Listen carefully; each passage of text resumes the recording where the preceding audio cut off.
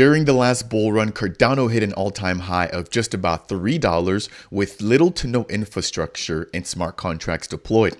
Over the course of the last 2 years during the bear market, we've seen over 10,000 smart contracts coming online, with many builders now bringing brand new features to mature the ecosystem. Some of those include derivatives, perpetuals, options, as well as open source tooling, which I want to break down as a part of today's video.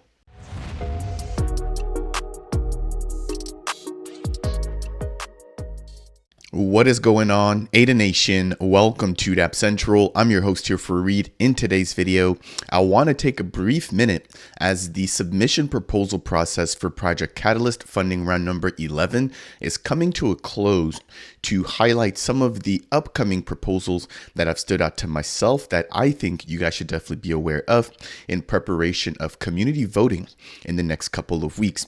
Now we're going to kick off here just with a brief review of what Project Catalyst is, and then I want to jump into some of these particular proposals. As a part of today's video, I want to touch on Lenfi, I want to touch on DexHunter, Indigo, Sundaeswap, Charlie 3, as well as two other proposals that I think could leverage a lot of benefit to Cardano that aren't being proposed or being set out by teams that are really known or that are very big. So hopefully giving them a bit of exposure, but again, putting them on your radar to potentially vote for them if you agree or align with what they're bringing in terms of value and utility. So jumping over into the official Project Catalyst website, which is available at projectcatalyst.io. This latest article breaks down all of the updates as well as just providing a great overview of what Project Catalyst is. I did release about a 30-minute or so video breaking down all of the changes that we can expect as a part of this latest round, but I'll quickly just go ahead and recap them here.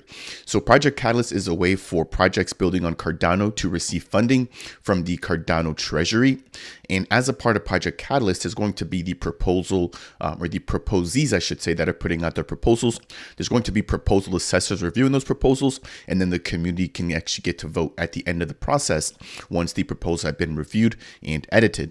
Now, as a part of funding round number 11, we can expect that one single person cannot be mentioned on more than 5 particular proposals. If so, only the last 5 will actually be included as a part of Project Catalyst funding voting. And then on top of that, there's not going to be any more down votes. As a part of the latest round, or funding round number 10, which completed about 2 months ago, we saw a lot of projects getting downvoted, which left a really bad taste within the community's mouth, as well as some of the actual projects that were putting out really solid ideas, again, just being downvoted by people that hold or that held a lot of ADA, therefore slimming their chances in terms of winning. Now, the very last piece is the fact that moving forward as a part of this latest Catalyst round, there is going to be a change to the categories. So ideas will fit into one of 3 buckets, either the ideas where it's just a concept, there's also an MVP stage, and then there's an actual fully functioning product stage where teams that have already launched a product can then earn a little bit of funding. So that's the updates there in a nutshell. There will be a total of 50 million ADA, which is going to be divvied out as a part of Project Catalyst funding round number 11. We can expect here 22.2 million going to Cardano use cases, which I just broke down those 3 subcategories, the concept, solution, and product. And then we've also got Cardano Open, which is basically an open-ended category where it doesn't necessarily have to fall into any of the 3 previously mentioned subcategories. Now, as a part of this particular Cardano Open category, there's going to be a total of 21 million ADA being given out for the community, with 10.5 million ADA going towards developers, and then an additional 10.5 million going towards ecosystem. Scrolling down at the very bottom there, we've got Catalyst system improvements. So we've got 3 million ADA going towards any ideas that can improve the actual Catalyst proposal process, which of course aims to get better time after time. And again, this is now funding round number 11, where we had the inception of this platform back, I believe, in either funding round 0 or in funding round number 1. In terms of the actual timelines, before I jump into some of these bigger builders and some of their proposals, I just want to quickly highlight exactly what we can expect. So this particular round was announced back on November 3rd. We saw it launch on November 15th. We now have pens down for the initial proposal submission. So if your team was not able to get your proposal out on the IdeaScale platform, unfortunately, at this point, it is too late. However, if you do have a proposal, you can edit it if it's been submitted all the way up until December 7th at 11 11 a.m. UTC. On December 14th through the 25th, we can expect the community review, followed by the voting period taking place on January 25th all the way through February 8th. Now we're going to receive the results after the community votes on February 15th, and then those projects will be onboarded beginning in early March. Keep in mind that as a part of Project Catalyst, if you are voting as a community member, you will be rewarded in ADA for your time and efforts in just taking the time to review these Catalyst proposals. Obviously, for the teams that are putting out their proposal, they're rewarded with ADA, but then there's also rewards going out to proposal assessors as well. So whether you're a project, whether you're a reviewer or an assessor, or whether you're just an old-fashioned Cardano community member, you can go ahead and participate and earn from Project Catalyst. So now that we've got the introduction out of the way, let's jump into the first proposal, which is going to be coming in from Lenfi, which is a lending and borrowing protocol. I believe they were actually the first to bring P2P or peer-to-peer lending on Cardano back in summertime of 2022. So this team has been around for quite a bit, and they're now working on an upgraded version of their protocol, which is going to be focusing or enabling peer-to-pool lending. And they've now also rebranded again to Lenfi. They're previously known as AADA. So now that we got the introduction out of the way for that particular project, I want to highlight their proposal focusing on wider accessibility of automatic borrowing through the use of a Lenfi software development kit, or an SDK. So I'm going to jump over into the actual proposal here, and I'm going to do this for every proposal that I'm going to be breaking down today. But as always, if you guys do enjoy content like this and you guys want more of it, I would really appreciate it if you guys could tap that like button. If it's your first time stopping by Dapp Central and you want more content like this, consider subscribing. And last but not least, if you have any questions for me surrounding any of the projects that we're talking about or their proposals, then please make sure to go ahead and leave a comment down below. I will definitely be leaving the links to every one of these proposals down below as well.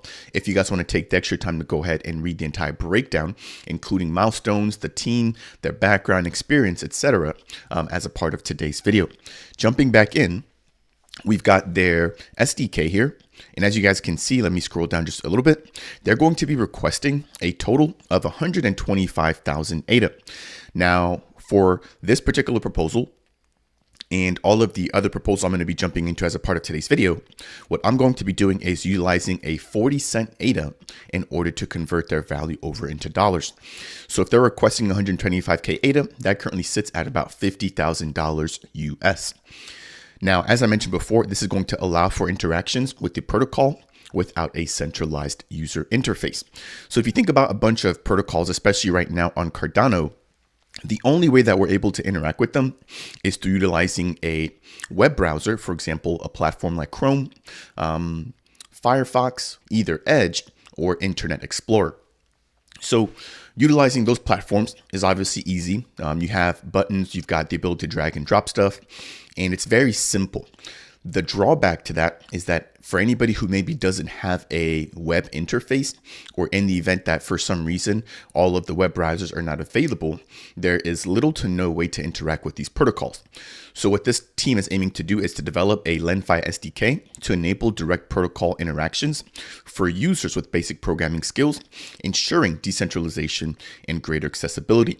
Now, while I love this particular idea, I think that this should be standardized as the norm in order to have multiple ways to be able to interact with protocols building on Cardano.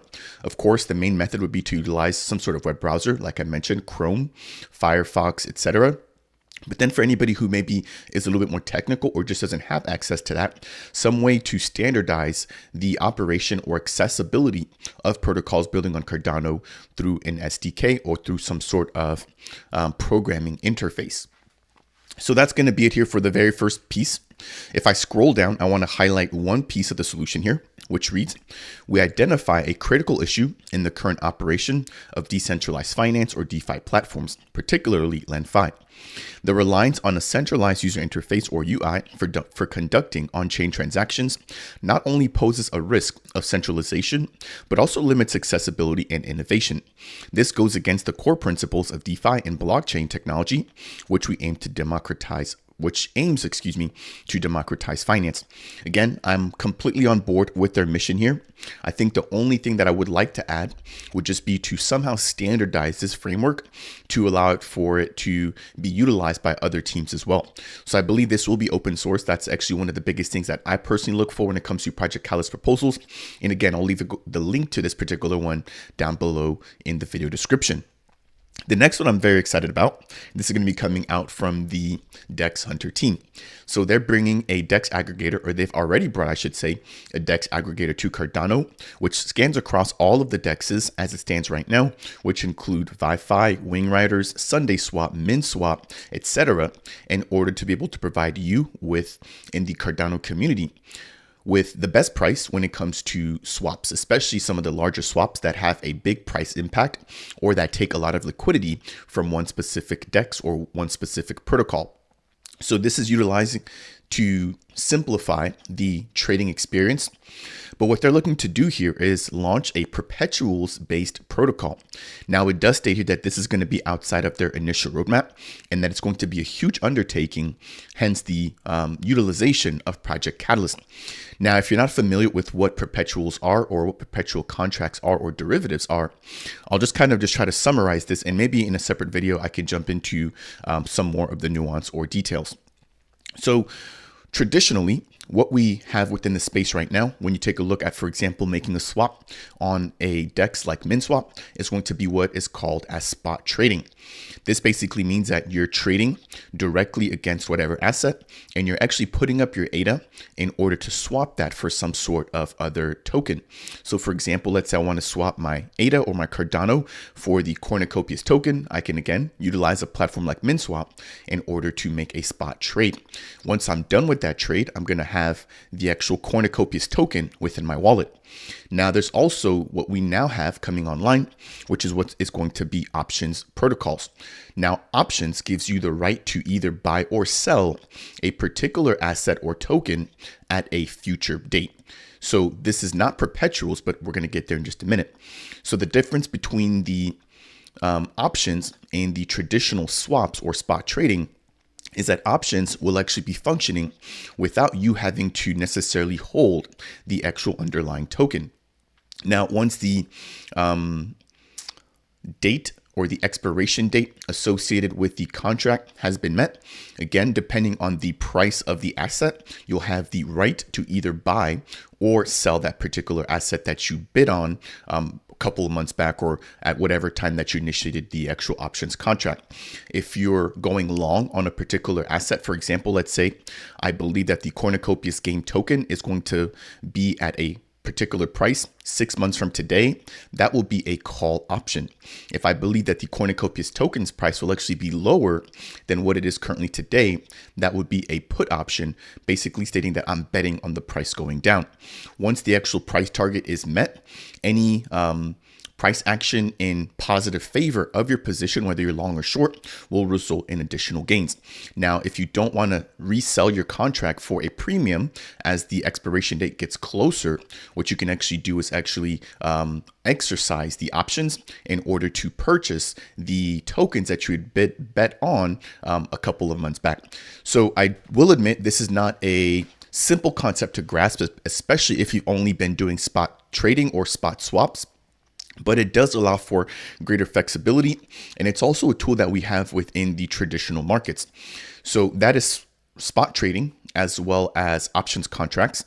The last thing I want to jump into is going to be perpetuals, which again is going to be coming out from the DexHunter team.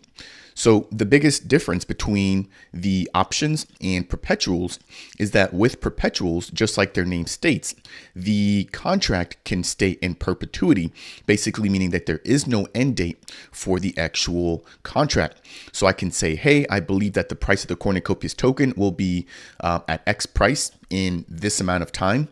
And when I go ahead and actually purchase the perpetual contract, there is no end date, very similar to how a options contract can actually expire at a particular time.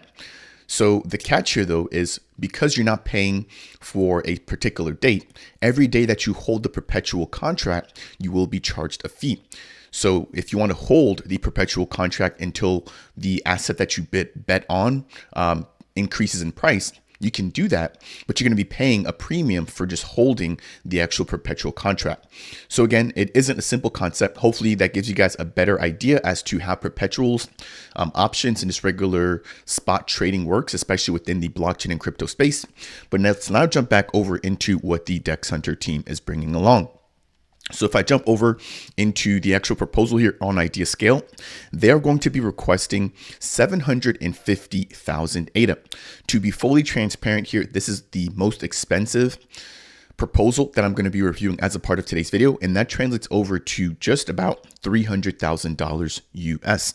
Again, what they're aiming to bring is a fully decentralized perpetual contract trading platform. So it states here, we're going to be developing a fully decentralized perpetual trading protocol on Cardano for secure, transparent derivatives trading. Scrolling down a little bit further just to highlight this particular proposed solution, it states our solution entails developing a decentralized protocol for perpetual contracts on Cardano. This will allow users to trade derivatives with leverage in a non-custodial manner. Now, the protocol will include features like automatic liquidations and margin management, ensuring a secure and efficient trading environment. Two things really stick out to me there. Obviously, non-custodial, which is great, but the ability to trade with leverage. So leverage is another key piece of this here that is very attractive to other maturing ecosystems as well as experienced traders. So think about this, for example. Let's say you hold $5,000 and you put that into a protocol which allows for you to leverage.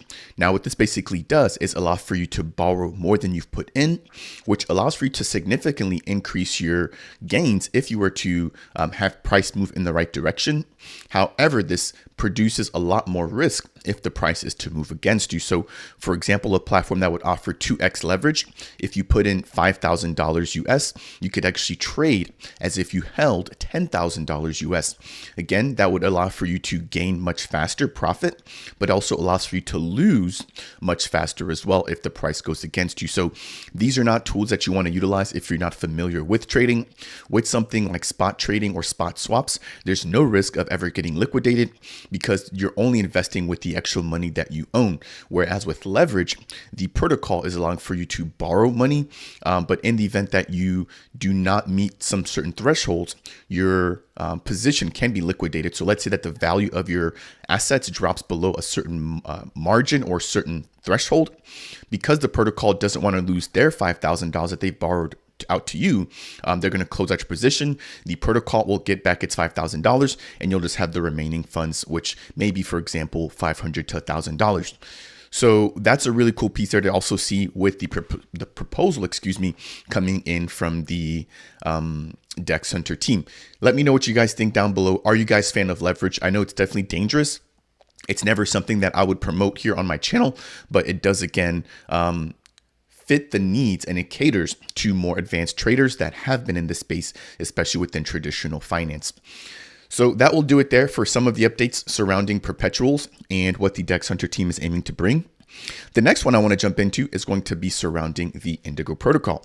So Indigo is the biggest platform by TVL right now. They're categorized as a CDP protocol or a collateralized debt position platform, which allows for you to mint synthetic assets. So Bitcoin is not native to Cardano, neither is the US dollar or Ethereum.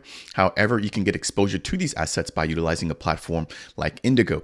In the future, we could potentially expect to see other synthetic assets, for example, like the Great British Pound or the British Pound, as well as the Chinese Yuan, just any other currency or any other crypto that isn't native to the Cardano ecosystem.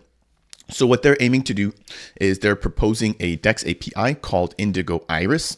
And this is going to be an indexer that streamlines data for better usage and empowering just the Cardano community when it comes to education and community collaboration. So if I jump into this one here, this team is going to be requesting a total of 200,000 ADA or about $80,000 US. One thing that sticks out to me here is that this team has delivered on previous Catalyst proposals, which include Dexter, which is a multi-DEX SDK, which allows for you to interact with DEXs, build transactions and swaps as well, all utilizing what they've built in-house. On top of that, there's been other proposals that this team has delivered on. So this team has a really good track record of being able to make sure that whatever they set out to do, that they actually do accomplish it. As I mentioned before, this is going to be an open source indexer and API, as well as a WebSocket feed to solve DEX data accessibility issues, streamlining decentralized exchanges for better user empowerment, education, and community collaboration. If I scroll down here, it basically talks about the fact that the DEX blockchain indexer and API will be publicly available, allowing developers to run their own instances for their own projects. And it's going to be built utilizing TypeScript, and the API will include an OpenAI specification for endpoint documentation. So really cool to see that they'll be utilizing artificial intelligence or AI in order to assist with some of the specs for their documentation. Now, there's not really much else to dive into this one here. Again, I think it's pretty standard. It's not as attractive, I should say, as some of the other proposals. However, it is just as much important. Again, it's up to us here within the community to be aware as to what is going on in order to better vote for these upcoming proposals. Okay, let's take a quick break here. Again, if you guys do appreciate this kind of content, it really does make a difference when you guys are able to smash that like. It helps to get this content out to other members within Cardano. It also lets the YouTube algorithm know that I'm doing a good job. Jumping into the next piece, I want to talk about margin trading. So very similar to perpetuals, but with margin trading, they're going to be focusing on leverage and just the ability to provide people with more funds in order to be able to take out bigger positions. So jumping into this one, this is going to be coming out from the Sundaeswap team. And let's see here, they're going to be requesting a total of 300,000 ADA, or about, let's see here, $120,000 US. Now, they're proposing to develop a specialized liquidity pool on Sundaeswap to support robust and secure margin trading. Again, margin trading allows for leveraging of a particular position, which allows for you to basically utilize more liquidity than you actually have had to put down. If we scroll down, it talks about their solution, which aims to facilitate larger and more diverse trading strategies on the Cardano blockchain. It also aims to provide enhanced liquidity and leverage options for traders, as well as utilize smart contracts for secure and automated borrowing and lending mechanisms. Now, last but not least, they plan to offer rewards to liquidity providers from trading fees and interest on their loan. Let me know what you guys think down below, but that's not all here coming in from the Sundaeswap team. They've also got another proposal tagged as regulated and permission DeFi with Sundaeswap and Core Labs. Core Labs is the team that has actually brought on the ADA handle standard. If you guys are not familiar with ADA handle, it's basically a simplified NFT wallet naming solution, or NFT powered wallet naming solution that allows for you to mint one of these NFTs with a human readable piece of text, and somebody can actually plug that in directly to their wallet in order to find your wallet address instead of having to remember a 64 character randomized address. So really cool collaboration here. What they're going to be aiming to receive is going to be 250,000 ADA, or just about, let's see here, that is a little bit over $80,000, so almost about $90,000 for this particular proposal. Now, this is going to leverage the existing ADA handle social layer that I just mentioned with the brand new Sunday V3 smart contracts to enable wider diversity in the permission capabilities of Cardano DeFi. Scrolling down a little bit here, they've got the entire breakdown of the solution. Again, for the sake of time, I'm not going to be able to jump into this one. Let's jump into the second to last updates here.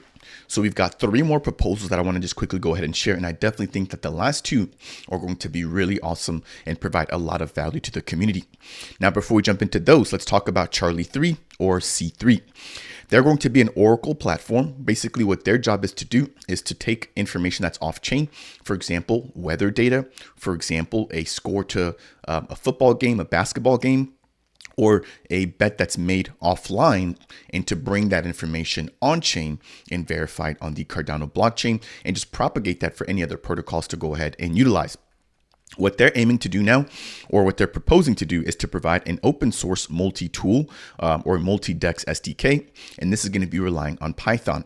So what this reminds me of is Dexter, which was developed by the Indigo protocol, as well as just the SDK that I just mentioned as well, which I believe was the Indigo Iris back here, which was aiming to be a DEX API and indexer. So very similar idea here coming in from Charlie 3 and Indigo. Now the C3 team is requesting 80,000 ADA, which is equivalent to about $32,000 US. The biggest difference here is that they're going to be focusing on the Python language as opposed to TypeScript, which the Indigo team was going to be focusing on. Now it states here that they're going to be developing an open source Python SDK to facilitate seamless interaction with multiple Cardano DEXs, enabling easy integration for Python developers. Okay, so that will do it there for that. Let's jump into the second to last one here. This is going to be coming in from a team that I actually have not heard of. However, I think this could bring a ton of user activity and a ton of liquidity into the NFT space. So this is going to be called Galaxy of X, which is aiming to be an NFT aggregator. So earlier I talked about the DexHunter protocol, which is a Cardano native token or Cardano token platform that allows for you to get the best prices spanning across multiple different DEXs or decentralized exchanges. This NFT aggregator is aiming to do the very same thing, except with non-fungible tokens or NFTs. So imagine looking for a particular NFT, which might be listed on multiple exchanges or multiple marketplaces, and being able to basically search for what you want, but at the same time get the best price. Now, very different than what we have with DexHunter, because NFTs are unique. Right now in Cardano, there's a problem where you can't list one single NFT on multiple marketplaces. As an example, JPEG.store is the biggest marketplace right now in Cardano. If I want to list my NFT on JPEG.store, I can't go and actually list that NFT anywhere else because I have to lock it up in a smart contract. Once my NFT is locked up in the smart contract on JPEG.store, it's no longer in my wallet and I no longer can actually list it anywhere else. With a NFT aggregator, you can basically have one listing. It'll still be on one particular platform, at least that's what my thought is here. However, in terms of a user looking to get the best prices on a particular collection, right? So not just one single NFT, they could use the Galaxy of X aggregator in order to look across multiple different marketplaces, all from one single position or all from one single spot. Now, I think the bigger problem here is to just figure out a way to list a single NFT on multiple marketplaces, but this is a really good starting point in order to potentially solve that issue when it comes to NFT adoption on Cardano. So let's jump back into the proposal here. They're going to be requesting 100,000 ADA or $40,000. If I scroll down, it states that they're going to be creating GOX or GOX, a Cardano NFT aggregator offering a one-stop shop for easy access and trading of NFTs across various platforms. If I scroll down a little bit more, it states our solution, the GOX NFT aggregator, will address fragmented nature or the fragmented nature of the NFT space. Existing marketplaces are isolated and lack interoperability, posing challenges in discovering and comparing NFTs across different marketplaces or different platforms. GOX will offer a centralized, user-friendly platform that simplifies the process of buying and selling and trading of these NFTs. What they're aiming to provide is going to be a search engine which efficiently locates NFTs across multiple platforms, a diverse NFT category or a range of diverse NFT categories, as well as different revenue streams, primarily through NFT sale commissions and additional income from company accounts and enhanced user experience tools. Let me know what you guys think down below. Again, I think that this has a lot of potential here. I know that within the NFT space right now, liquidity has been super tight, and anything that we can have to increase that, I think would definitely be a huge benefit to the entire space. Jumping into the last story here, or the last proposal, I should say, we're going to be jumping into RagDoc. Again, this is going to be a huge benefit here, and in the sense that they're aiming to provide an open source and decentralized AI analysis tool for Project Catalyst. In the last Catalyst round alone, we saw over 1,500 proposals. Of the 1,500, only 13% actually got funded. So about 193 got funded out of 1,500. And you can imagine that if every proposal is 4 to 5 pages long, that the average person just doesn't have the amount of time, even if they wanted to be able to thoroughly reach each proposal and understand it very well in order to be able to vote efficiently on them. So this particular platform, or this particular proposal, RagDoc, is aiming to utilize AI in order to digest information about all the proposals that are proposed during Project Catalyst, and then quickly summarize everything and categorize everything for the entire community. So a really big issue within Cardano Catalyst that I think that this could provide some value for. Jumping back into the actual proposal, they're requesting a total of 60,000 ADA, which is equivalent to about $24,000. Comparing this to all of the other protocols, I do think that for the value and utility, that this is very cheap and very affordable. So one to definitely keep an eye out on. Now, it states here that they're going to be creating an open source AI analysis pipeline, and that they've already done something very similar, I believe, for the proposals on MintSwap. However, this will be a little bit different in the sense that it'll be running fully on Cardano infrastructure, and that it's also going to be open source. In terms of utilizing Cardano infrastructure, another cool thing that stood out to me here is the fact that this team will be utilizing NewNet, which is aiming to be a decentralized computation protocol. And then they're also aiming to utilize Iagon, which is a decentralized storage platform building on Cardano. Now, to be fully fair here, my only concern is that both of these protocols are not yet launched on the mainnet. I know that NewNet had a testnet a couple of months back, and that Iagon also had a testnet a couple of months back, but neither one is live just yet. So even if this particular proposal does pass, I think that it might not be until maybe funding round number 14 or 15 that we actually see a fully functioning product able to utilize the AI analysis. Now, they basically also mentioned that they will be providing a license, which I believe is referred to as an MIT license, which basically allows for this to be fully open source, and it'll be usable or clonable for anybody both within the public, private, and commercial sector for their own usage.